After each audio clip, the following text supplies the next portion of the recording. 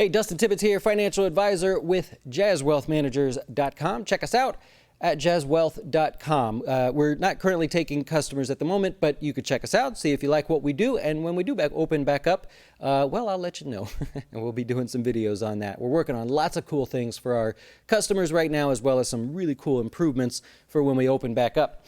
Anyways, let's see if you were one of these people. I found an interesting article, and I don't normally share articles. I like sharing ideas and thoughts, but this was a stats-based article, and it was written by, the majority of it was written by FINRA, which is the regulatory body that oversees brokers and advisors for the most part. And so here we go.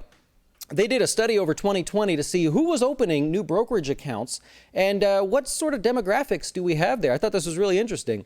What they did, so you don't have to read all 21 pages, is they broke it up into 3 categories. You have new investors. These are brand spanking new. They did not own any kind of investment account prior to 2020, meaning they dove in for the first time. You have experienced investors that did have investment accounts in the past, but then they also opened a account in 2020. You've got holdover account owners. These are people that had previously opened an account like in 2019 or 18, but they really just started, going, and then they call them holdovers because they just started going in 2020. So it was sort of inactive in 2018, 17, etc. So the breakdown of this study is going to be that 38% of all new accounts were new investors in 2020. That's crazy to me, right? We've never seen a number like that. So in 2020, people maybe got their stimulus checks or something, I don't know, but they got excited, they went in the market. I think that's awesome. I want to know more data. Experienced investors, that's pretty average there, about 19% if you look back over the years there. And holdover accounts, it's a tough one to really sort of quantify who's to technically fits in as a holdover, but I'm focused on the new investor today. So let's take a look. If we go through and we look at all the people that opened accounts in 2020, we see that the bulk of those people, so the bulk of the 57%, were new investors. People just diving into the markets for the first time. That's awesome. I mean, like, you hear about all these new investors like, oh no, they're taking over the markets. The institutional investor has no leg to stand on. That's absolutely not true. I'll show you why in just a second, but it's nice to see people in there taking an interest in the markets because, it always frustrates me. Even like you watch the local news, they do the whole thing, 15 minutes on weather, 15 minutes on sports, 15 minutes on stuff that's like depressing. And then as they go to commercial, they're like, the Dow was up 200 points today. Bam, commercial. That always bugged me. How you get people interested? You never talk about it. All right, we're going to take a look. By type, we're going to look at the age group here. So new investors were primarily young. 22% of them were under the age of 30. You had the bulk of them were between 30 and 44. By the way, these are people with money, right? Wherever you land, these are people that earn over 100,000 or more on average is what they found. So this is not always just, the young kid getting started. And I'll cover that in a second.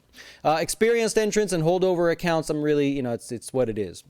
If we go a little bit further here, they broke it down by race. I don't know why. I guess to try to see what maybe discrepancies there were. But the bulk of new investors were white. You had the second group, African Americans, and my Hispanic group over here, 15%, pulling up almost pulling up third place there, with Asians coming in at 10%. I don't know why they chose only these races and didn't go any further, but that's what we have. Experienced entrants were primarily white. They have been, if you look back through history there. What's nice to see is that you have so many newer, diverse groups, right? Traditionally, if you didn't have access to the knowledge, you couldn't participate. Now, what's the deal? You pick up your phone, you have all the knowledge you want. So I love seeing that not only from an age-based, but from a race-based and everything, that there's just so much more participation. That's only good for all of us, by the way. So the more participants we have, whether they're beginners, whether they're a mom, whether they're white, black, have a lot of money, don't have a lot of money, the more participants we have, the more liquidity the markets have, which means you, whoever you are, wherever you land in, however you want to categorize yourself, that means you have the better opportunity to get in and out with the best possible execution, unless you're using like Robinhood, right? Got to get a jab in at them. All right, let's take a look further here. Now we're going to look at the balance So new investors basically were dipping their toes in the water. And this is why Wall Street kind of writes you guys off. 33% of you had less than $500. They consider that insignificant. You are not going to scare them in any way. And that's why there's this battle kind of right now between those who have and those who are getting started. So we've got basically over 50% of the people here. Over 50% of the people have less than $2,000. Is this the one where they were saying, yeah, no, this is the one. So over 50% have less than $2,000. And again, that's why Wall Street just writes you off there. Oh, by the way, just a small group here had enough day trading money, right? You got to have over 25,000 and you have to maintain over 25,000 to day trade. So this argument that all these investors are in there day trading in 2020 doesn't hold water, right? A small fraction of them did, but the bulk of people were buying stocks and forced to hold them day by day or do 4 day trades in a 5-day period, but they were not day traders. So that just proves the whole thing there. And this is not my study. This is FINRA's study. All right, so if we break it down by ethnicity and the account balance, I don't know why we would want to do this, but you've got white, 14%, less than $500. African American, a little bit more, still dipping their toe in the water. Hispanics, 24%. That's okay. We're getting started. I like to see that. You've got the... you could just see the account balance there, just kind of by group there. Asians and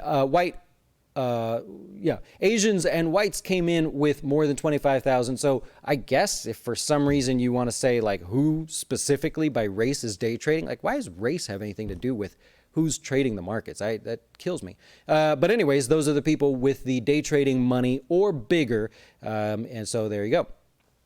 And then we have gender. I find this interesting because we get a lot of gender reports on who watches our videos and stuff. So I just find it interesting to know, am I more attractive to, like what category of person is interested in their money? And then when they are, what questions do they ask? I find that fascinating.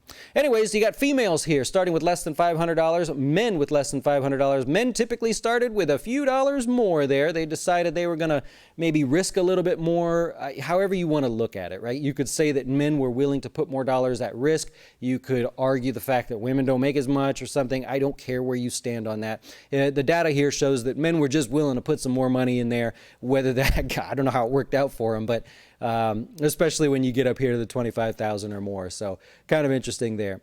And then balance by age. I find this fascinating. The race thing I don't get, but the age and gender I think is really cool to see.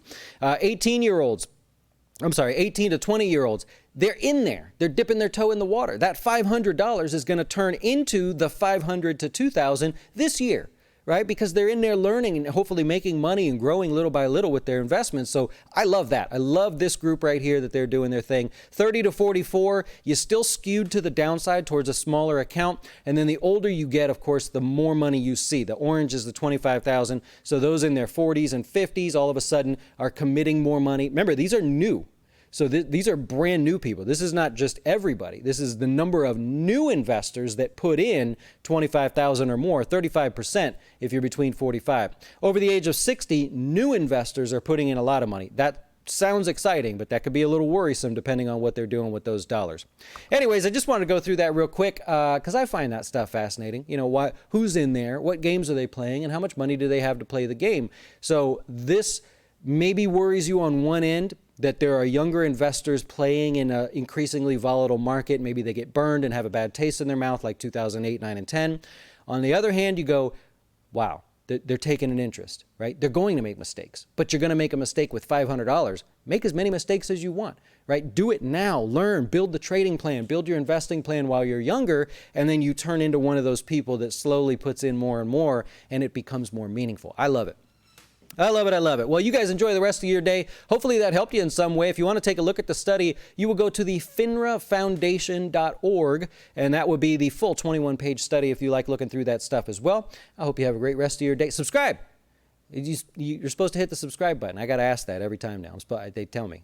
I get whipped if I don't.